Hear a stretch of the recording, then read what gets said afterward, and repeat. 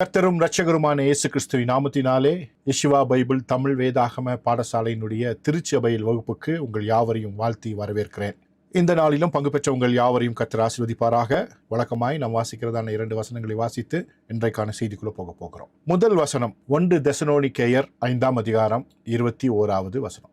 எல்லாவற்றையும் சோதித்து பார்த்து நலமானதை பிடித்துக் கொள்ளுங்கள். இன்றைக்கும் நீங்கள் கேட்கிறதான அத்தனை சத்தியங்களையும் அலசி ஆராய்ந்து பார்த்து பரிசுத்த ஆவியானவருடைய ஒத்தாசையோடு நலமானதை பிடித்துக் கொள்ளுங்கள். பரிசுத்த ஆவியானவர் உங்களுக்கு உதவி செய்வாராக. அதே போல எரேமியாவின் தீர்க்கதரிசன புஸ்தகம் 6ஆம் அதிகாரம் 16வது வசனம், வழிகளிலே நின்று பூர்வ பாதைகள் எவையென்று கேட்டு விசாரித்து நல்ல வழி எங்கே என்று பார்த்து அதிலே நடவுங்கள். இன்றைக்கு நாம் கற்றுக்கொள்ள போகிற தெரிந்து கொள்ள போகிற விஷயங்கள் எல்லாம் நம்மை பூர்வ பாதையில் தான் நடத்துகிறதா என்கிறதான கேள்வியை எப்பொழுதுமே நாம் வைத்துக் கொள்ள வேண்டும்.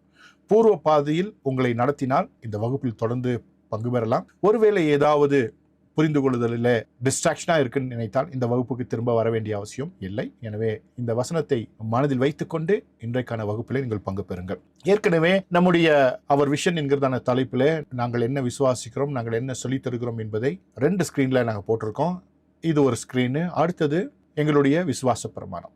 இந்த 2 ஸ்க்ரீனையும் நீங்கள் படிச்சிருப்பீங்கன்னு நினைக்கிறேன். ஒருவேளை புதிதாய் வந்தவர்கள் ஸ்கிரீன்ஷாட் எடுத்து வைத்துக்கொண்டு பின் படித்து பார்த்து தெரிந்து கொள்ளுங்கள். திருச்சபையியல் எக்லீசியாலஜியா என்கிறதான ஒரு வகுப்பை நாம் பார்த்து வருகிறோம். இன்றைய காலகட்டங்களிலே திருச்சபையை குறித்ததான அறிவு நமக்கு தேவைப்படுகிறது. அதை குறித்ததான புரிந்து கொள்ளுதல், அதை குறித்ததான தேவ திட்டம் என்ன என்பதை தெரிந்து கொள்வது மிக மிக அவசியமாக இருக்கிறது. ஏனென்றால் இன்றைக்கு சபைகள் பெருகி இருக்கின்றன.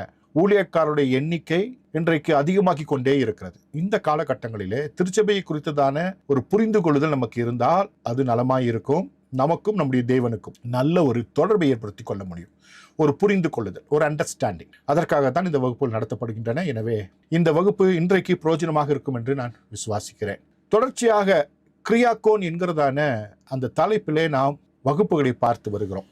கர்த்தருக்கு சொந்தமானது என்கிறதான அந்த பதத்தை உடையதான கிரியாக்கோன் என்கிறதான கிரேக்க வார்த்தை, கிரேக்க ரோம திருச்சபை காலம், அதாவது ஆதி திருச்சபை காலத்தில் பயன்படுத்தப்பட்ட ஒரு வார்த்தையை வைத்து நாம் தொடர்ச்சியாக வகுப்புகளை பார்த்து வருகிறோம். கிரியாக்கோன் அப்படின்னு சொல்லும் பொழுது கிரியோகோன் கிரியாக்கி, கிரியோகோன் எக்லீசியா, கிரியோகோன் டோமா என்கிறதான 3 விஷயங்களை நாம் பார்த்தோம். அதில் கிரியாக்கோன் எக்லீசியாவை குறித்து போன வகுப்பு பார்த்தோம். அதுக்கு முந்தின வகுப்பில் கிரியாக்கோன் டோமாவை குறித்து நாம் பார்த்தோம். இந்த 2 வகுப்புலையுமே, கடந்த காலங்கள் நடத்தப்பட்ட வகுப்புகள் 2லையுமே இந்த கிரியாக்கோன் எக்லீசியா, கிரியாக்கோன் டோமாவை குறித்து நாம் பார்த்தோம். அது உங்களுக்கு புரிந்திருக்கும் என்று நான் விசுவாசிக்கிறேன். போன முறை நடத்தும் பொழுது கிரியாக்கோன் எக்லீசியாவை குறித்து நான் சொல்லிக் கொடுத்த போது பொது பார்வை, வேதாகம பார்வை என்கிறதான 2 பார்வையிலிருந்து கிரியாக்கோன் எக்லீசியா அல்லது கிறிஸ்தவர்களை குறித்து நாம் பார்த்தோம். அதில் முக்கியமாக கிறிஸ்தவ மதம், கிறிஸ்தவ மார்க்கம், இயேசு பக்தர்கள், கிறிஸ்தவ தேவாலயங்கள், பல்வேறு மத பிரிவுகள், மத மாற்றம் போன்றவற்றை பார்த்தோம். அது உங்களுக்கு பிரயோஜனமாக இருந்திருக்கும். இன்றைக்கு ஆதி திருச்சபை காலத்தில் பயன்படுத்தப்பட்ட அந்த வார்த்தைகளில், கிரியாக்கோன் என்ற வார்த்தையில் அந்த கிரியோகோன் கிரியாக்கி என்கிறதான ஞாயிற்றுக்கிழமையை குறித்து நாம் பார்க்க போகிறோம். இது ஏன் மிக மிக அவசியம் என்று சொன்னால், ஏன் உலகமெங்கும் கிறிஸ்தவர்கள் ஞாயிற்றுக்கிழமைகளிலே கூடி ஆராதிக்கிறார்கள்? ஒருவேளை அதற்கு வாய்ப்பு இல்லை என்றால் மற்ற நாட்களில் கூடி துதிப்பதிலே எந்த விதமான பிரச்சனையும் இல்லை. மற்ற நாட்களிலும் ஆராதிக்கலாம். ஆனால் ஆதி திருச்சபை காலத்திலிருந்து இன்றைக்கு வரைக்கும் ஞாயிற்றுக்கிழமையை விசேஷித்த நாளாக கிறிஸ்தவர்கள் வைத்து அந்த நாளிலே அந்த கட்டிடங்களுக்குள்ளாக, எக்லிஷியா ஸ்டேடியனுக்குள்ளாக, கிரியோகோன் டோமாக்குள்ளாக கூடி ஆராதித்து வருகிறார்கள். அதற்கான சில முக்கியமான காரண காரியங்களை இன்றைக்கு நாம் பார்க்க போகிறோம். ஏற்கனவே நான் இதை சொல்லிக் கொடுத்திருக்கிறேன், மறுபடியும் நினைப்பூட்டுகிறேன். கிரியாக்கோன் கிரியாக்கி என்கிறதான இந்த வார்த்தை, கிரியாக்கோன் அல்லது கிரியாக்கி என்ற வார்த்தை இன்றைக்கும் கிரேக்க தேசங்களிலே பயன்படுத்தப்படுகிற ஒரு வார்த்தை. ஞாயிற்றுக்கிழமைக்கு கிரியாக்கி என்கிறதான வார்த்தை தான் பயன்படுத்துகிறார்கள்.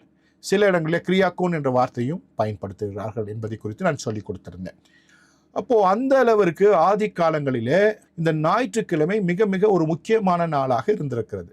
விசேஷமாக திருச்சபை ஜனங்களுக்கு இந்த ஞாயிற்றுக்கிழமை ஒரு முக்கியமான நாளாக இருந்திருக்கிறது. கிரியோகோன் கிரியாக்கி என்கிறதான ஞாயிற்றுக்கிழமை, சண்டே. இன்றைக்கு அது ஞாயிற்றுக்கிழமை என்று நாம் தமிழில் சொல்கிறோம், இங்கிலீஷில் சண்டே அப்படின்னு சொல்கிறாங்க.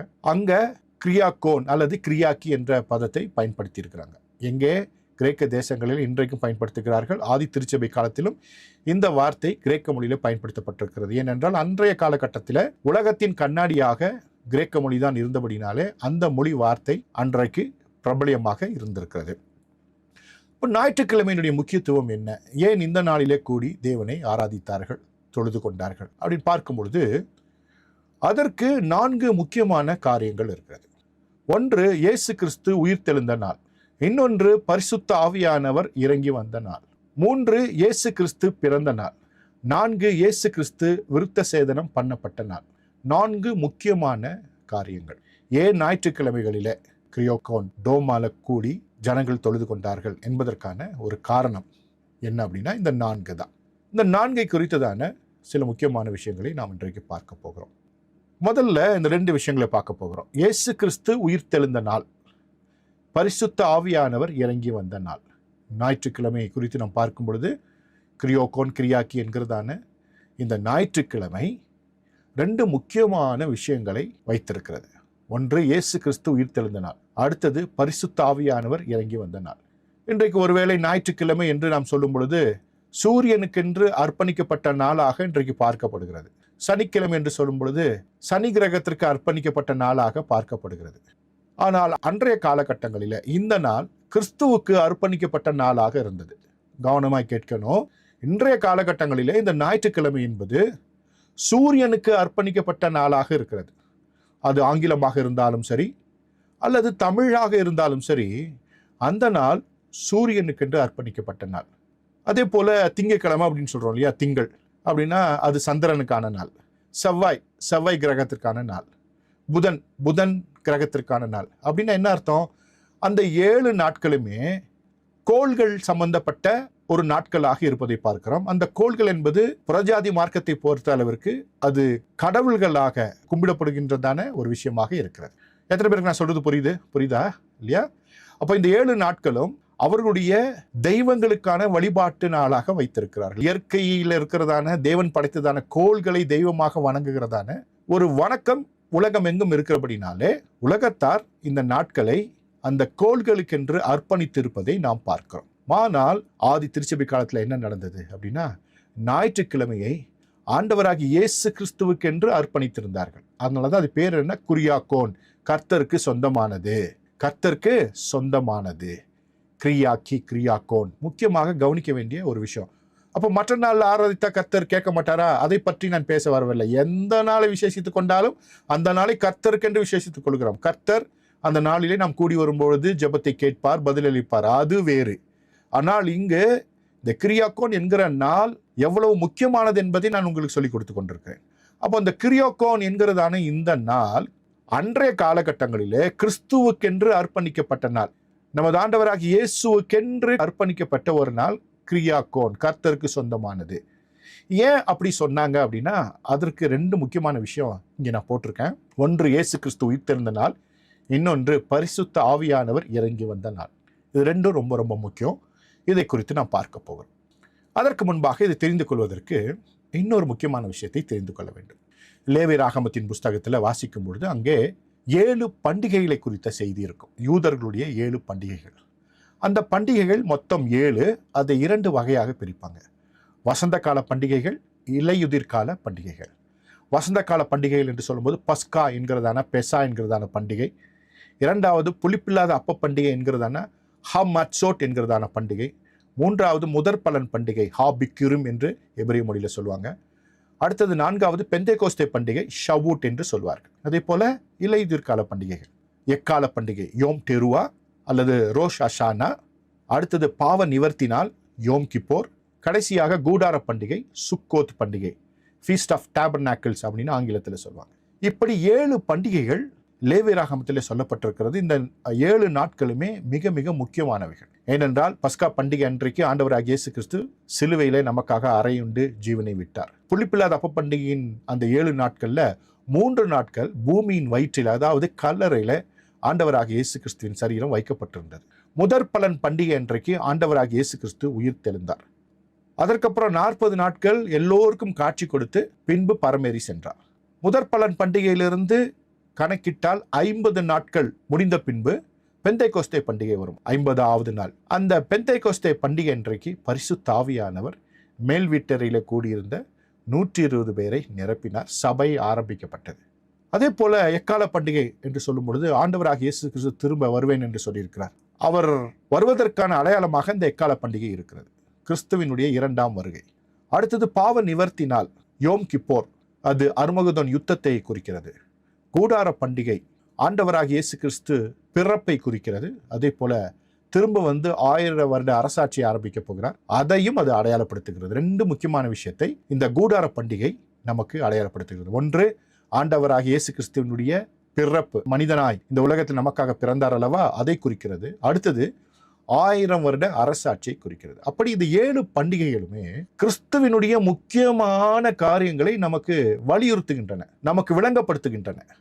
அப்போ இந்த 7 பண்டிகைகள்ல 2 பண்டிகை ரொம்ப ரொம்ப முக்கியம். இப்ப பார்க்க போகிறோம். ஒன்று, ஆண்டவராகிய இயேசு கிறிஸ்து உயிர்த்தெழுந்த நாள். இன்னொன்று, பெந்தைகோஸ்தே நாள் அன்றைக்கு பரிசுத்த ஆவியானவர் இறங்கி வந்தது. இது 2மே முக்கியமானது. இந்த 7 பண்டிகைகள் நம்ம பார்த்தோம் இல்லையா, இந்த 7 பண்டிகைக்குள்ள இன்னும் 7 பண்டிகைகள் இருக்கிறது. இலையுதிர்கால பண்டிகை, வசந்தகால பண்டிகைன்னு பார்த்தோம்ல. முதல்ல வசந்தகால பண்டிகை இருக்கு பச்சை கலர்ல, கீழே இலையுதிர்கால பண்டிகை இருக்கு. இன்னும் 7 பண்டிகை இருக்குது. 7 பண்டிகை தான் வேதாகமத்துல. அதற்குள்ளாக மறைந்திருக்கிற இன்னொரு 7 பண்டிகை, இதை குறித்த குறிப்புகளும் வேதாகமத்தில் இருக்கின்றன. எனவே 7 பண்டிகைக்குள்ள இன்னொரு 7 பண்டிகை. புரிந்து கொள்வதற்காக நான் சொல்லுகிறேன், இது நம்முடைய நோக்கம் அல்ல. இன்றைக்கு அதை விட முக்கியமான விஷயத்தை பார்த்து கொண்டிருக்கிறோம். கிரியாகோன் கிரியாக்கி ஞாயிற்றுக்கிழமை, நிசான் மாதம் பஸ்காவுக்கு பின்பு வரும் வாரத்தின் முதல் நாள், அதாவது ஞாயிற்றுக்கிழமை முதற் பலன் பண்டிகை. ஹாபிக்குரிம் என்கிறதான முதற் பலன் பண்டிகை. எப்பொழுதுமே இந்த முதற் பலன் பண்டிகை பஸ்காவுக்கு பின்பு வருகிறதான ஞாயிற்றுக்கிழமையிலே ஆரம்பிக்கும். இந்த முதற் பலன் பண்டிகை அன்றைக்கு தான் நமது கர்த்தராகிய இயேசு கிறிஸ்து உயிர்த்தெழுந்தார். அதனாலதான் நிருபங்களை வாசிக்கும் பொழுது முதற் பலனானார் என்பதாக எழுதியிருக்கும். முதற் பலன் பண்டிகை அன்றைக்கு ஆண்டவராகிய இயேசு கிறிஸ்து உயிர்த்தெழுந்தார். அந்த நாள் வாரத்தின் முதல் நாளான ஞாயிற்றுக்கிழமை. நம்முடைய பாணியில சொல்லணும்னா கிரியோகோன் அல்லது கிரியாக்கி. கிரியாக்கி அன்றைக்கு தான் ஆண்டவராகிய இயேசு கிறிஸ்து உயிர்த்தெழுந்தார். அடுத்தது, அதிலிருந்து இந்த வாரத்தின் முதலாம் நாளான அந்த ஞாயிற்றுக்கிழமையிலிருந்து, அதாவது முதற் பலன் பண்டிகையிலிருந்து 50 நாட்கள் எண்ணினார். வரக்கூடிய பண்டிகை தான் என்னன்னா பெந்தேகோஸ்தே பண்டிகை. பென்டா அப்படின்னா 5, பெந்தேகோஸ்தே அப்படின்னும் போது 50வது நாள். அதாவது அது ஒரு பண்டிகை, அதாவது கோதுமை அறுவடை செய்கிறதான ஒரு மிகப்பெரிய அறுப்பின் பண்டிகை. அந்த அறுப்பின் பண்டிகை அன்றைக்கு தான் மேல் வீட்டறையில எருசலேமில் கூடியிருந்த 120 சீஷர்கள் மத்தியில பரிசுத்த ஆவியானவர் இறங்கி சபையை ஆரம்பித்ததான ஒரு குறிப்பிட்ட முக்கியமான ஒரு அனுபவ நாள். அப்போ ஆண்டவராகிய இயேசு கிறிஸ்து உயிர்த்தெழுந்த நாள் ஞாயிற்றுக்கிழமை, வாரத்தின் முதலாம் நாள். பரிசுத்த ஆவியானவர் வாக்குத்தத்தம் பண்ணப்பட்டவர் இறங்கி வந்த நாள் ஞாயிற்றுக்கிழமை. ஏன் ஞாயிற்றுக்கிழமை ஆராதிக்கணும்னா, ஏன் அதை கர்த்தருடைய நாள்னு சொல்றோம்னா, முதற் பலன் பண்டிகை அன்றைக்கு ஆண்டவராகிய இயேசு கிறிஸ்து உயிர்த்தெழுந்தார். அதே போல பெந்தைகோஸ்தே பண்டிகை அன்றைக்கு பரிசுத்த ஆவியானவர் இறங்கி வந்தார். அடுத்தது, இந்த ஞாயிற்றுக்கிழமை இயேசு கிறிஸ்து பிறந்த நாள். அதே போல இயேசு கிறிஸ்து விருத்த சேதனம் பண்ணப்பட்ட நாள். ஆதிக்கால கிறிஸ்தவர்கள், அதாவது ஆதி திருச்சபை மக்கள், அந்த சீஷர்கள் ஒரு கணக்கு வைத்திருந்தார்கள். என்ன கணக்குன்னா, ஆண்டவராகிய இயேசு கிறிஸ்து எப்போ பிறந்தார், ஆண்டவராகிய இயேசு கிறிஸ்து எப்போ பிறந்தார், அதை ஒரு கால்குலேஷனோட அவங்க என்ன பண்ணியிருந்தாங்க, முடிவு செய்து வைத்திருந்தார்கள். என்ன கால்குலேஷன்னா, யூத காலண்டரில் ஒரு கால்குலேஷன். யூத காலண்டரில் வரக்கூடிய இலையுதிர்கால பண்டிகையில் முக்கியமான பண்டிகை கூடார பண்டிகை. அந்த கூடார பண்டிகை டிஸ்ரி என்கிறதான 7வது மாதம் வரும். முதல் மாதம் நிசான் என்கிறதான மாதம். இந்த 7வது மாதம் என்னன்னா டிஸ்ரி மாதம். இந்த டிஸ்ரி மாதம் 15ஆம் தேதியிலிருந்து 8 நாட்கள் கொண்டாடப்படுகிறதான பண்டிகை. இங்கே கவனிக்க வேண்டிய முக்கியமான விஷயம் என்னன்னா, முதற் பலன் பண்டிகை எப்பொழுதுமே ஞாயிற்றுக்கிழமை தான் வரும். அதே போல பெந்தேகோஸ்தே பண்டிகையும் எப்பொழுதுமே ஞாயிற்றுக்கிழமை தான் வரும். அதில் எந்த வித மாற்று கருத்துமே இல்லை. ஏன்னா அப்படிதான் கால்குலேட் பண்ணி அந்த நாட்களிலே கொண்டாடினார்கள். வேதம் அதை குறித்து நமக்கு சொல்லித் தருகிறது. ஆனால் இந்த கூடார பண்டிகை என்பது 8 நாட்கள் கொண்டாடப்படும். அது ஞாயிற்றுக்கிழமையில் ஆரம்பித்து ஞாயிற்றுக்கிழமையில் முடியாது. ஏன்னா சில வருஷங்கள்ல திங்கக்கிழமை ஆரம்பிச்சு திங்கக்கிழமை முடியலாம், செவ்வாய்க்கிழமை ஆரம்பிச்சு செவ்வாய்க்கிழமை முடியலாம். எத்தனை பேருக்கு புரியுது நான் சொல்றது? ஒவ்வொரு வருஷமும் இந்த கிழமைகள் மாறும். ஒரு வருஷம் திங்கக்கிழமையில ஆரம்பிச்சு திங்கக்கிழமையில முடியலாம், இன்னொரு வருஷம் ஒருவேளை புதன்கிழமையில ஆரம்பிச்சு புதன்கிழமையில முடியலாம். ஆனா வரலாற்று ஆசிரியர்கள், ஆதிகால திருச்சபையில இருந்ததான சீஷர்கள் என்ன சொல்றாங்கன்னா, ஆண்டவராகிய இயேசு கிறிஸ்து பிறந்த நாள் ஞாயிற்றுக்கிழமை தான். அதாவது அந்த காலகட்டத்தில் அந்த டிஸ்ரி மாதம் என்கிறதான அந்த மாதம் 15ஆம் தேதி ஞாயிற்றுக்கிழமை தான். அப்போ அதோடைய முடிவு நாளான 8வது நாளும் ஞாயிற்றுக்கிழமை தான். ஆண்டவராகிய இயேசு கிறிஸ்து இந்த உலகத்திலே மனிதனாய் வந்தபொழுது ஞாயிற்றுக்கிழமை தான் பிறந்தார். அந்த காலகட்டத்தில் வந்ததான இந்த கூடார பண்டிகை ஞாயிற்றுக்கிழமையிலிருந்து ஞாயிற்றுக்கிழமை வரைக்கும் 8 நாட்கள் கொண்டாடப்பட்டது அப்படின்னு அவங்க குறிப்புகளை சொல்றாங்க. அப்படி அந்த நாட்களில் ஆண்டவராகிய இயேசு கிறிஸ்து ஞாயிற்றுக்கிழமையில பிறந்தார் என்று சொன்னால், ஒரு ஞாயிற்றுக்கிழமை அவர் பிறந்தார், அடுத்த ஞாயிற்றுக்கிழமை 8வது நாள் அவருக்கு விருத்த சேதனம் பண்ணப்பட்டது. அப்போ ஆண்டவராகிய இயேசு கிறிஸ்துடைய பிறப்பின் நாள், அவர் பிறந்த நாள் ஞாயிற்றுக்கிழமை, அவருக்கு விருத்த சேதனம் பண்ணப்பட்ட நாளும் ஞாயிற்றுக்கிழமை. ஒரு முக்கியமான குறிப்பை ஆதிகால திருச்சபை ஜனங்கள், அந்த மக்கள், அந்த சீஷர்கள், அன்றைக்கு இருந்த கிறிஸ்தவர்கள் குறித்து வைத்திருக்கிறார்கள். ஈஸ்டர்ன் ஆர்த்தடாக்சி என்கிறதான சபைகளில் சில சபைகள் இன்றைக்கும் இதை அனுசரிக்கிறார்கள். பெரும்பான்மையான சபைகள் வெள்ளைக்கார மதமாக, அதாவது யூரோப்பியன் ரிலீஜனாக மாறி போனபடினாலே இதை குறித்ததான அந்த தெளிவான அறிவு இல்லை. நமக்கும் இதை குறித்ததான தெளிவான புரிந்து கொள்ளுதல் இல்லை. ஆதி காலத்தில் இருக்கிறதான சபைகளில் இன்றும் பல சபைகள் ஆண்டவராகிய இயேசு கிறிஸ்து பிறந்த நாள் ஞாயிற்றுக்கிழமை என்பதை அவர்கள் உறுதிப்படுத்துகிறார்கள். எனவே ஞாயிற்றுக்கிழமை என்பது ஆண்டவராகிய இயேசு கிறிஸ்து பிறந்த நாள், அதே போல அவருக்கு விருத்த சேதனம் பண்ணப்பட்ட நாள். 8வது நாள் விருத்த சேதனம் பண்ணுவாங்கன்னு வாசிக்கிறோம் இல்லையா? டோரால வாசிக்கும் பொழுது தெரிந்து கொள்கிறோம். இந்த கூடார பண்டிகை என்பது 8 நாட்கள் கொண்டாடப்படும். முதல் நாள் அன்னைக்கு இயேசு பிறந்தாரு, 8வது நாளுக்கு விருத்த சேதனம் பண்ணப்பட்டது. அது ஒரு ஞாயிற்றுக்கிழமை. இப்போ மறுபடியும் உங்களுக்காக அந்த ஸ்க்ரீனில் நான் போடுறேன். அப்போ கிரியாக்கியன்கிறதான இந்த ஞாயிற்றுக்கிழமையுடைய முக்கியத்துவம் என்ன? ஆண்டவராகிய இயேசு கிறிஸ்து உயிர் தெழுந்த நாள், பரிசுத்த ஆவியானவர் இறங்கி வந்த நாள், இயேசு கிறிஸ்து பிறந்த நாள், இயேசு கிறிஸ்து விருத்த சேதனம் பண்ணப்பட்ட நாள் என்கிறதான 4 முக்கியமான குறிப்புகள் இருக்கின்றன. முக்கியமாக கவனிக்க வேண்டிய ஒரு விஷயம். அப்போ முக்கியமான விஷயம் என்னன்னா, இயேசு கிறிஸ்து உயிர் தெழுந்த நாள், பரிசுத்த ஆவியானவர் இறங்கி வந்த நாள், இயேசு கிறிஸ்து பிறந்த நாள், இயேசு கிறிஸ்து விருத்த சேதனம் பண்ணப்பட்ட நாள். கவனித்து உங்கள் யாவரையும் கர்த்தர் ஆசீர்வதிப்பாராக. மறுபடியும் உங்களுக்காக ஒரு முக்கியமான விஷயத்தை போடுறேன். ஓய்வு நாள், சப்பாத் என்கிறதான ஒரு விஷயத்தை போடுறேன். ஓய்வு நாள் என்று சொல்லும் பொழுது, டோரா என்கிறதான முதல் 5 புஸ்தகத்தில், பென்டாடோக்கில் 7ஆம் நாள் ஓய்வு நாள், அதாவது சனிக்கிழமை. எல்லாம் 7ஆம் நாளும் அது ஓய்வு நாள் தான், அதாவது அது சனிக்கிழமை. அடுத்தது புளிப்பில்லாத அப்ப பண்டிகையினுடைய முதல் நாள் மற்றும் 7ஆம் நாள் ஓய்வு நாள், அதாவது மாச்சோட் என்கிறதான புளிப்பில்லாத அப்ப பண்டிகை 7 நாட்கள் கொண்டாடப்படும். அதனுடைய முதல் நாளும் ஓய்வு நாள், அதனுடைய 7வது நாளும் ஓய்வு நாள். அப்படின்னா அது சனிக்கிழமை வராது, எந்த நாட்களில் வேண்டுமென்றாலும் வரலாம். அடுத்தது முதற் பலன் பண்டிகை எப்பொழுதுமே அது ஞாயிற்றுக்கிழமை தான் வரும். அடுத்தது பெந்தேகோஸ்தே பண்டிகை எப்பொழுதுமே ஞாயிற்றுக்கிழமை தான் வரும். எக்கால பண்டிகை அதுவும் ஓய்வு நாள், அது எந்த நாளில் வேண்டுமென்றாலும் வரலாம். திங்கள் வரலாம், செவ்வாய் வரலாம், புதன், வியாழன், வெள்ளி, சனி, அந்த 7 நாட்கள் எந்த நாட்கள் வேணுமானாலும் வரலாம். ஆனால் அந்த நாள் ஓய்வு நாள். அதே போல பாவ நிவர்த்தி நாள், அந்த நாள் எப்படின்னா இந்த டிஸ்ரி மாதம் 10ஆம் தேதி அவங்க சொல்லுவாங்க. எக்கால பண்டிகை டிஸ்ரி மாதம் 1ஆம் தேதி. அப்போ டிஸ்ரி மாதம் 1ஆம் தேதி என்ன நாள்னா ஓய்வு நாள். அதே போல பாவ நிவர்த்தி நாள் என்கிறதான டிஸ்ரி மாதம் 10ஆம் தேதியும் ஓய்வு நாள். அது எந்த நாள் வேணும் என்றாலும் வரலாம். அதே போல கூடார பண்டிகையினுடைய முதல் நாள் 8வது நாள் ஓய்வு நாள். அப்படின்னா அது எந்த நாளில் வேணா வரலாம். திங்கக்கிழமை ஆரம்பிச்சா திங்கக்கிழமை அது முடியும். ஸோ இந்த ஓய்வு நாள் என்பது வெறும் சனிக்கிழமை மாத்திரம் அல்ல, மற்ற நாட்களையும் குறித்து வேதாகமும் சொல்லி இருக்கிறது. இதற்கு என்ன ப்ரூஃப் அப்படின்னு ஒரு வேளை நீங்கள் கேட்கலாம். அதுக்கான ப்ரூஃபை நம்ம பார்க்கலாம். லேவியராகமம் 23ஆம் அதிகாரம் 2-3 வசனத்தில் வாசிக்கும் பொழுது, நீ இஸ்ரவேல் புத்திரரோடே சொல்ல வேண்டியது என்னவென்றால், சபை கூடி வந்து பரிசுத்த நாட்களாக ஆசரிக்கும்படி நீங்கள் கூற வேண்டிய கர்த்தருடைய பண்டிகை நாட்கள் ஆவன. முக்கியமான ஒரு விஷயத்தை இங்கே சொல்லியிருக்கு. அதாவது நீங்கள் எல்லாம் கூடி வந்து பரிசுத்த நாட்களாக ஆசரிக்கும்படி நீங்கள் கூற வேண்டிய கர்த்தருடைய பண்டிகை நாட்கள் ஆவன அப்படின்னு ஆரம்பிச்சு அங்க 7 பண்டிகைகளை குறித்து அந்த லேவியராகமம் 23ஆம் அதிகாரத்துல சொல்லியிருக்கோம். அதுல பண்டிகை எதுனா 7ஆம் நாள். 6 நாளும் வேலை செய்ய வேண்டும், 7ஆம் நாள் பரிசுத்த சபை கூடுதலான ஓய்வு நாள் அப்படின்னு இருக்கு. அப்போ இந்த ஓய்வு நாள் என்னன்னா ஒரு பண்டிகை அப்படின்னு தான் லேவியராகமத்தில் 23ஆம் அதிகாரத்தில் நாம் பார்க்குறோம். ஹேக் அப்படின்னு ஒன்று இருக்கும், மோயட் அப்படின்னு ஒன்று இருக்கும் எபிரேய மொழியில். அப்படின்னா அது ஒரு முக்கியமான கவனிக்கப்பட வேண்டிய ஒரு நாள், ஒரு பண்டிகை நாள், அனுசரிக்க வேண்டிய ஒரு நாளாக வேதாகம் சொல்லியிருக்கோம். அப்போது லேவியராகமம் 23ஆம் அதிகாரத்துல அப்படியே வாசித்தா 7 பண்டிகைகளை சொல்லியிருக்கோம்.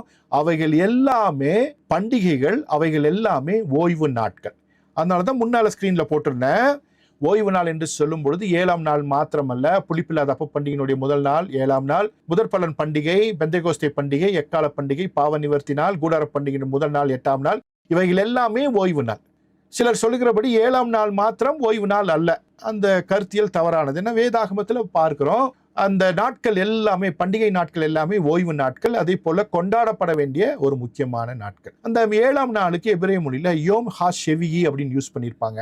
வேதாகமத்தில் அதுக்கு சபாத்தின் பேர் கொடுத்திருப்பாங்க. ஆனா 7ஆம் நாளுக்கு பேர் என்ன? யோம் ஹாஷெவியி தான். அதற்கே சபாத்ன்ற பேரை கொடுத்தாங்கன்றதையும் நம்ம பார்த்துடலாம். இங்க முக்கியமான விஷயங்கள் என்னன்னா, இதை கூடி நாம் ஆராதித்து கொண்டாட வேண்டும். அதற்கு பயன்படுத்தப்பட்ட வார்த்தை தான் மிக்ரா கோடேஷ். அப்படின்னா பரிசுத்த நாட்களாக ஆசரிக்கும்படி, கொண்டாட்டத்தின் நாட்கள், அப்படின்னா ஒத்திகை பார்க்கிற நாட்கள், பரிசுத்தமாக நம்மை அந்த நாளில் ஒப்பு கொடுக்க வேண்டிய, பலியிட்டு சரி செய்து கொள்ள வேண்டிய. புதிய ஏற்பாட்டில் இயேசுவின் ரத்தத்தால் கழுவப்பட்டு மீட்கப்பட்டு பரிசுத்த ஆவியானவரால் நிரப்பப்பட வேண்டிய நாட்களாக இவைகள் இருக்கின்றன. அப்போ சபாத்னா என்ன? 7ஆம் நாளுக்கு யோம் ஹாஷெவியின் பேர் இருக்கு. அது ஏன் சபாத்தின் பேர் வச்சாங்க அப்படின்னா, சப்பாத் அப்படின்ற வார்த்தைக்கு எபிரேய மொழியில 3 எழுத்துக்கள் பயன்படுத்தப்பட்டிருக்கிறது. ஷீனு, பெத்து, டவ் அப்படின்ற 3 எழுத்துக்கள். அதுல முதல் 2 எழுத்து ரிவர்ஸ்ல வாசித்தோம்னா, எபிரேய மொழி ரிவர்ஸ்ல வாசிக்கணும், நம்முடைய மொழியை போல அல்ல, வலதுபுறத்திலிருந்து இடதுபுறமாக. முதல் 2 எழுத்து ஷூ அப்படின்னு வாசிப்போம். ஷூ அப்படின்னா ரிப்பன்ட், ரிட்டன், திரும்புதல் அப்படின்னு அர்த்தம். டவ் அப்படின்னு ஒரு எழுத்து இருக்கு, இட்டுன்ற எழுத்து இருக்கு. அப்போ டவ் அப்படின்ற எழுத்துக்கு என்ன அர்த்தம்னா சிலுவை.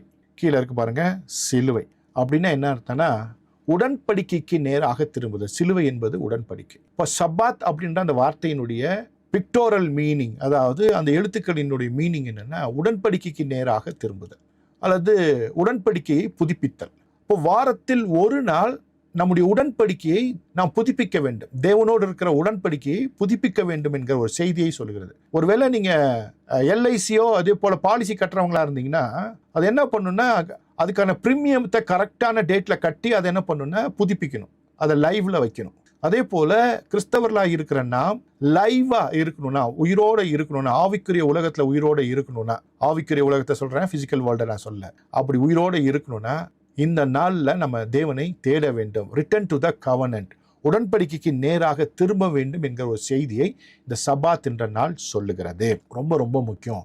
அப்போ இந்த சபாத் என்ற நாள் 7ஆம் நாள் மாத்திரம் அல்ல, மற்ற நாட்களும் இருப்பதை நம்ம பார்த்தோம். அது முக்கியமாக கவனிக்கப்பட வேண்டியது. பழைய ஏற்பாட்டில் இருந்த யூதர்கள் 7ஆம் நாளை ஓய்வு நாளாக வைத்திருந்தார்கள். புதிய ஏற்பாட்டில் குரியோகோன் என்கிறதான அந்த கிரியாக்கி என்கிறதான ஞாயிற்றுக்கிழமையை சப்பாத்தாக வைத்திருந்தார்கள். சப்பாத்னா ஓய்வுன்னு டிரான்ஸ்லேட் பண்ணியிருக்காங்க. அது சரியான பதம் அல்ல. உடன்படிக்கைக்கு நேராக திரும்புதல் அப்படின்ற ஒரு அர்த்தத்தை உடைய ஒரு முக்கியமான ஒரு வார்த்தையாக இருக்கிறது. சரி, இந்த சபாத் என்பது எவ்வளவு முக்கியம் என்பதை நம்ம பார்க்க போறோம்.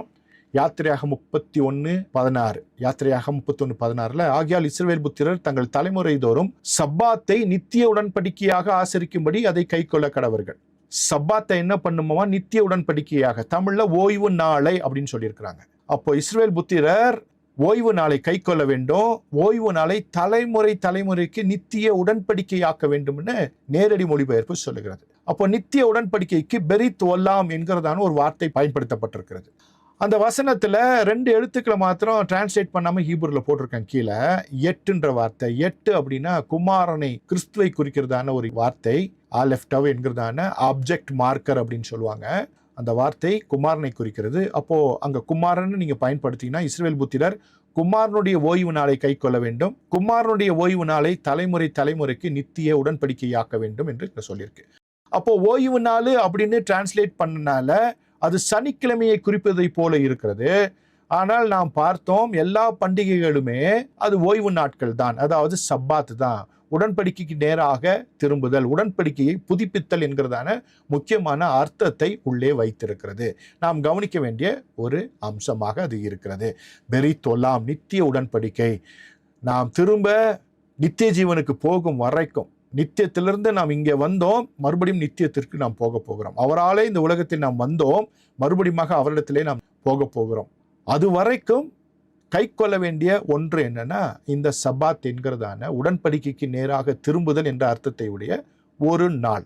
அது சனிக்கிழமை மாத்திரமல்ல, மற்ற நாட்களும் இருக்கிறது. கிறிஸ்தவர்களாகிய நமக்கு அது ஞாயிற்றுக்கிழமையாக குரியோக்கோன் கிரியாக்கி என்கிறதான நாளாக இருக்கிறது. அதனால தான் மத்தேயு 18:8 வாசிக்கும் பொழுது, அதே போல லூக்கா 6:5 வாசிக்கும் பொழுது, மனுஷகுமாரன் ஓய்வு நாளுக்கும் ஆண்டவராயிருக்கிறார் அப்படின்னு இங்க அவர் சொல்லியிருப்பதை பார்க்கிறோம். அப்போ ஓய்வு நாள் யாருடையதுன்னா அவருடையது. அதுக்கு ஆண்டவராக இருக்கிறார் அப்படின்னா அந்த நாளுடைய கண்ட்ரோலை யார்கிட்ட தான் இருக்கு? அவர்கிட்ட தான் இருக்கு என்று இங்கே வேதவசனம் சொல்கிறது. இப்போ 7ஆம் நாளை மாத்திரம் ஓய்வு நாளாக இன்றைக்கு சொல்லிக் கொண்டிருக்கிறவர்கள் மத்தியில வேதாகமும் சொல்லுகிறதான வார்த்தைக்கு நாம் செவி கொடுக்க வேண்டும். 7 பண்டிகைகளுமே ஓய்வு நாட்கள். அது சனிக்கிழமை மாத்திரம் வருவதல்ல, எல்லா நாட்களிலும் வருகிறது. விசேஷமாக ஆண்டவராகிய இயேசு கிறிஸ்து உயிர்த்தெழுந்த நாள், பரிசுத்த ஆவியானவர் இறங்கி வந்த நாள், அவர் பிறந்த நாள், அவருக்கு விருத்த சேதனம் பண்ணப்பட்ட நாள் ஞாயிற்றுக்கிழமை ஆகியிருக்கிறது. எனவே அது குரியோக்கோன், கர்த்தருடையது என்கிறதான பதத்தை உடைய ஒரு வார்த்தையாக பயன்படுத்தப்பட்டிருக்கிறது என்பதை நாம் புரிந்து கொள்ள வேண்டும். அதே போல இந்த ஷப்பாத்துன்னும் போது கடைசியில் இந்த டவ்ன்ற எழுத்து இருந்துச்சு. மேலே இயேசு கிறிஸ்துன்னு போட்டு அங்கேயும் ஆலெஃப் டவ் என்கிறதான 2 எழுத்துக்கள் இருக்கிறது.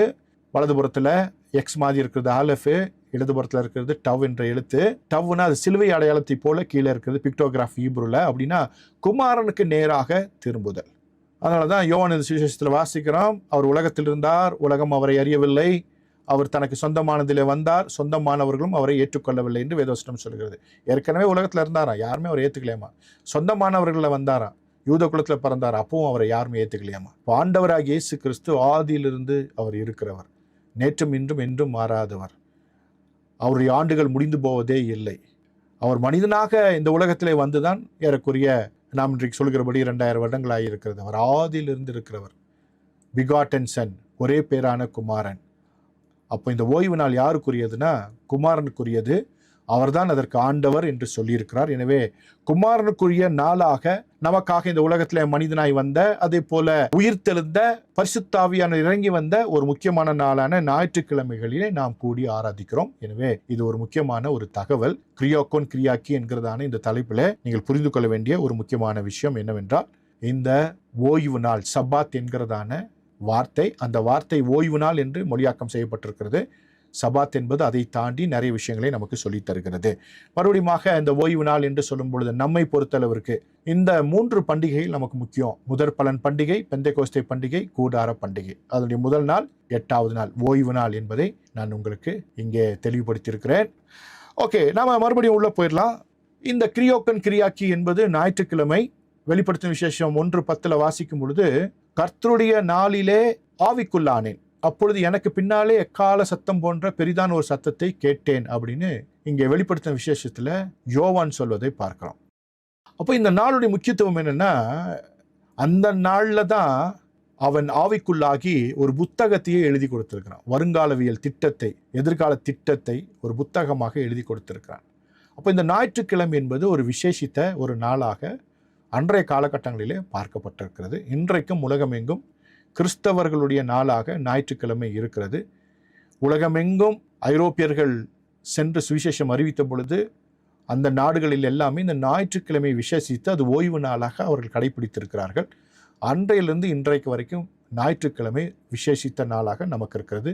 கிரியோக்கோன் கிரியாக்கி என்கிறதான இந்த முக்கியமான நாள் நம்முடைய வாழ்க்கைக்கு ஒரு சிறந்த நாளாக இருக்கிறது. மறுபடியும் நினைப்பூட்டுகிறேன், மற்ற நாட்களில் ஆராதிக்கக்கூடாது என்பதெல்லாம் இல்லை. எந்த நாளில் வேண்டுமென்றாலும் கர்த்தரை ஆராதிக்கலாம், எந்த நாளாக இருந்தாலும் பிரச்சனை இல்லை, அங்கே ஆராதிக்கலாம். ஆனால் வேதாகமும் ஒரு திட்டத்தை கொடுத்திருக்கிறது. கிறிஸ்துவின் நாளாக இந்த ஞாயிற்றுக்கிழமை இருக்கிறது.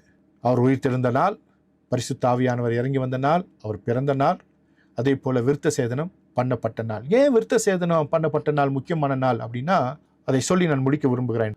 ஆபிரகாமோடு கர்த்தர் உடன்படிக்கை செய்தார். என்ன உடன்படிக்கைனா, ஒரு இரத்த உடன்படிக்கை. அவனை பார்த்து சொன்னாரு, உனக்கு பிறக்கிற எல்லா ஆண் பிள்ளைகளும் விருத்த சேதனம் பண்ண வேண்டும். அந்த வார்த்தை கேட்ட பொழுது அவனும் தனக்கு பிறந்த ஆண் பிள்ளைகளோடு அவன் விருத்த சேதனம் பண்ணி கொண்டான். அவன் பண்ணினான், இஸ்மவேலுக்கு பண்ணினா, பின்பு ஈசாக்குக்கு விருத்த சேதனம் பண்ணினான். ஒரு உடன்படிக்கை. என்ன உடன்படிக்கைனா, ஆபிரகாமின் ஆசீர்வாதம்னு இன்னைக்கு பேசிட்டு இருக்கோம் இல்லையா, அந்த ஆசீர்வாதம் கிறிஸ்து இயேசு மூலமாக நமக்கு வரும்படியாக அப்படி ஆயிற்றுன்னு நம்ம வாசிக்கிறோம் வேதவசனத்துல. ஆசீர்வாதம் ஒரு மனிதனுடைய வாழ்க்கையில் வருவதற்கு வழியாக ஆபிரகாம் இருந்தான். அதனாலதான் அவனை பார்த்து வேதவசனம் சொல்லுகிறது, நீ ஆசீர்வாதமாய் இருப்பாய், யூ ஆர் த பிளஸ்ஸிங் அப்படின்னு சொன்னார். அவனுக்குள்ளாக பூமியின் வம்சங்கள் ஆசீர்வதிக்கப்படுகிறது. இன்றைக்கும் கிறிஸ்தேசு மூலமாக ஆபிரகாமின் ஆசீர்வாதங்களை பெற்றுக்கொள்வதற்கு கர்த்தர் நமக்கு ஒரு வழியை ஏற்படுத்தி தந்திருக்கிறார். அப்படிப்பட்ட அந்த அற்புதமான உடன்படிக்கை அன்றைக்கு ஆபிரகாமிலிருந்து ஆரம்பித்தது. ஒரு அக்ரிமெண்ட். அந்த அக்ரிமெண்ட்ல இப்போ முதல்ல சைன் போட்டது யாருன்னா ஆபிரகாம் சைன் போட்டான். ஒரு இரத்த உடன்படிக்கை. இப்போ அந்த உடன்படிக்கைக்கு சொந்தக்காரரான தேவன் உடன்படிக்கை பண்ணணும். அந்த தேவன் 2000 ஆண்டுகளுக்கு முன்பாக இந்த உலகத்தில் நமக்காக மனிதனாய் அவரும் விருத்த சேதனம் பண்ணி அந்த உடன்படிக்கையை நிறைவேற்றி விட்டார். அந்த உடன்படிக்கையை இன்றைக்கு ஃபுல்ஃபில் ஆனனால, அந்த அக்ரிமெண்ட்ல 2 பேருமே சைன் போட்டனால, அந்த சைன் போட்ட நாளிலிருந்து இன்றைக்கு வரைக்கும் அது செயல்பாட்டில் இருக்கிறது. அன்றைக்கு குறிப்பிட்டவர்கள் மாத்திரமே, யூத குலத்தில் பிறந்தவர்கள் மாத்திரமே அதற்கு ஸ்லாக்கியவான்களாக, அதற்கு பாத்திரவான்களாக இருந்தார்கள். ஆனால் நமக்கு கிறிஸ்தேசு மூலமாக அந்த வாய்ப்பை அவருடைய சிலுவை மரணம் கொடுத்திருக்கிறது. அதற்கு முன்பாக அவருடைய விருத்த சேதனம் அந்த உடன்படிக்கையை நிறைவேற்றி ஃபுல்ஃபில் பண்ணியிருக்கிறது. அப்போ ஒரு அக்ரிமெண்ட்ல ஒருத்தர் சைன் போட்டா போதாது, 2 பேருமே போடணும். அக்ரிமெண்ட் எழுதுனா 2 பேர் எழுதுனா 2 பேரோட சைன் இருக்கணும். அந்த அக்ரிமெண்ட்டை ஆண்டவர் சொன்னதும் முதல்ல சைன் போட வச்சதை யாரை போட வச்சாருன்னா ஆபிரகாமை போட வச்சாரு. பின்பு காலங்கள் சென்ற பொழுது, காலம் நிறைவேறின பொழுது கிறிஸ்துவானவர் இந்த உலகத்தில் அவரும் அந்த உடன்படிக்கையை நிறைவேற்றினார். அப்போ நிறைவேற்றப்பட்டபடினால இன்றைக்கு விருத்த சேதனம் தேவையில்லை. ஏனென்றால் ஆபிரகாமில் ஆரம்பித்ததான விருத்த சேதனம் இயேசு கிறிஸ்துவோடு முடிவு பெற்று விட்டது. அந்த அக்ரிமெண்ட் சைன் பண்ணி ஆயிடுச்சு. அதனால தான் இன்றைக்கு இருதயத்தில் விருத்த சேதனம் உள்ளவர்களே விருத்த சேதனம் உள்ளவர்கள் அப்படின்னு நாம் நிருபங்கள்ல வாசிக்கிறோம். அப்போ ஒரு உடன்படிக்கையை ஆண்டவராகிய இயேசு கிறிஸ்து நிறைவேற்றியிருக்கிறார். அது எந்த நாள்லனா இந்த கூடார பண்டிகையினுடைய கடைசி நாள்ல. அதனால விருத்த சேதனம் என்பது ஒரு சாதாரண நிகழ்வு அல்ல. ஆபிரகாமுக்கு கொடுத்த அந்த வாக்கு தத்தத்தை குமாரன் நிறைவேற்றினார். மிகப்பெரிய ஒரு நீண்ட நெடிய காலம் கர்த்தர் மறவாமல் அதை நினைத்து காலம் நிறைவேறின பொழுது அவர் அதை நிறைவேற்றி நம்மையும், காணியாட்சிக்கு புறம்பாய் இருந்த நம்மையும் அவர் இரத்தத்தின் மூலமாக மீட்டு உடன்படிக்கைக்கு பாத்திரவான்களாக, அந்த அக்ரிமெண்ட்டுக்கு பாத்திரவான்களாக மாற்றியிருக்கிறார். அந்த அக்ரிமெண்ட் என்ன? ஆபிரகாமுடைய ஆசீர்வாதங்கள் நமக்கும் நம்முடைய சந்ததிகளுக்கும் கிறிஸ்து இயேசு மூலமாக அதை நாம் அனுபவித்து வாழ்ந்த நித்திய ஜீவனுக்கு வர வேண்டும். ஆசீர்வாதம்னா உடனே என்ன ஞாபகம் வச்சுக்க கூடாது, பணம், காசு, வீடு, வாசல் அப்படின்னு நினைத்துக் கொள்ளக்கூடாது. வேதவசனம் சொல்லுகிறது கர்த்தருடைய ஆசீர்வாதமே ஐஸ்வரியத்தை தரும், அதோடு வேதனையை கூட்டார். அப்போ ஆசீர்வாதத்தில் ஒரு பகுதி தான் என்னன்னா ஐஸ்வர்யம். பல ஆசீர்வாதங்கள் இருக்கிறது, இம்மைக்கும் மறுமைக்குமான ஆசீர்வாதங்கள் வேதத்துல வாசிக்கலாம். யாக்கோபு தன் பிள்ளைகளை ஆசீர்வதிக்கிறான். விசேஷமாக யோசேப்பை ஆசீர்வதிக்கும் பொழுது அப்படியே வாஸ்து பார்த்தீங்கன்னா என்னென்ன ஆசீர்வாதத்தெல்லாம் சொல்லியிருப்பான். அதே போல மோசே அந்த 12 கோத்திரத்தரை ஆசீர்வதிக்கும் பொழுது மறுபடியும் யோசேப்பை குறித்து அங்கே பார்க்கும் பொழுது எவ்வளவு பெரிய ஆசீர்வாதங்களை சொல்லியிருப்பான். ஏன் யோசேப்புன்னு சொல்றேன்னா அது கொஞ்சம் பெருசா இருக்கும், நீண்ட ஆசீர்வாதங்களா இருக்கும்.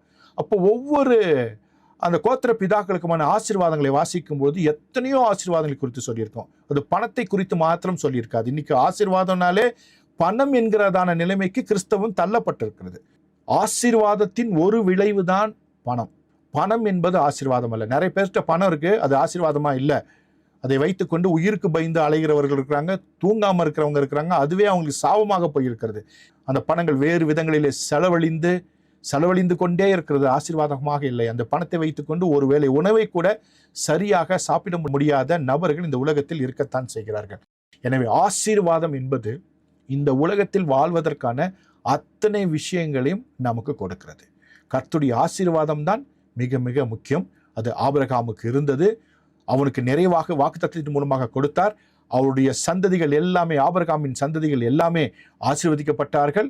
இன்றைக்கும் நாம் பார்க்கிறோம்.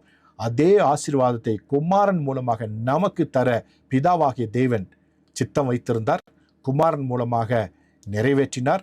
குமாரனுடைய விருத்த சேதனம் மூலமாக அந்த அக்ரிமெண்ட் ஃபுல்ஃபில் ஆனது.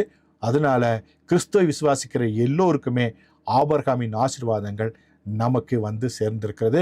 ஏன்னா கிறிஸ்து மூலமாக நாம் இந்த ஸ்லாக்கியத்திற்கு பாத்திரவான்களாய் மாறியிருக்கிறோம். எனவே ஞாயிற்றுக்கிழமை என்பது வெறும் நாளாக அல்ல, அது ஆண்டவராக இயேசு கிறிஸ்து நமக்கு சம்பாதித்து கொடுத்த மிகப்பெரிய மேன்மைகளை உள்ளடக்கிய ஒரு நாள், நம்மை ஆசீர்வதித்த ஒரு நாள், நமக்காக இந்த பூலோகத்திலே வந்த நாள், நமக்காக உயிர் தெழுந்த நாள், நமக்காக பரிசுத்த ஆவியானவரை அனுப்பி வைத்த நாள் என்று பல விஷயங்களை நாம் தெரிந்து கொள்ள வேண்டிய ஒரு அவசியத்தில் இருக்கிறோம். இப்போ இன்றைக்கு ஞாயிற்றுக்கிழமை ஆராதிக்க கூடாது அப்படின்னு சிலர் சொல்லும் பொழுது கவனமாக இருக்க வேண்டும். எந்த நாளில் வேணா கர்த்தரை ஆராதிக்கலாம், அதில் எந்த பிரச்சனையும் இல்லை. ஆனால் ஞாயிற்றுக்கிழமை என்பது கர்த்தர் அதை பயன்படுத்தி இருக்கிறார், அந்த நாளை அவர் பயன்படுத்தி இருக்கிறார். அதனால தான் கிரியோகோன் என்கிறதான வார்த்தையை ஆதி திருச்சபை பயன்படுத்தி இருக்கிறது. கிரியோகோன் என்றால் கர்த்தருக்கு சொந்தமானது என்று பல வகுப்புகளில் சொல்லிக் கொடுத்திருக்கேன். இன்னைக்கு நான் சொல்லித் தருகிறேன். கிரியோகோன் என்பது கர்த்தருக்கு சொந்தமானது. கிரியோகோன் என்பது கர்த்தருடைய நாள். அந்த கர்த்தருடைய நாள் வேறொன்றும் இல்லை, அது ஞாயிற்றுக்கிழமை. இன்றைக்கு ஞாயிற்றுக்கிழமை என்று சொல்லும் பொழுது அது புறஜாதி மார்க்கத்தினுடைய வழக்கத்திற்கு ஒத்ததாக, அவர்களுடைய பழக்கத்திற்கு, அவருடைய வழக்கத்திற்கு, வணக்கத்திற்குரிய ஒரு நாளாக இருக்கிறது. ஆனால் வேதத்தின் அடிப்படையில் கிரியோகோன் என்பது கர்த்தருக்கு சொந்தமான நாள். வாரத்தின் முதலாம் நாள், அந்த வாரத்தின் முதலாம் நாள் மிக மிக முக்கியமான நாள். அந்த நாளில் தான் வெளிப்படுத்தும் விசேஷத்தில் வாசிக்கிறோம், யோவான் ஆவிக்குள்ளாகி மிகப்பெரிய தரிசனத்தை பார்த்து எதிர்கால திட்டத்திற்கான ஒரு புத்தகத்தை எழுதி கடைசி புஸ்தகமாக கொடுத்து போயிருக்கிறார். இன்றைக்கு வரைக்கும் அந்த புஸ்தகத்தை நாம் வாசித்து கொண்டே இருக்கிறோம்.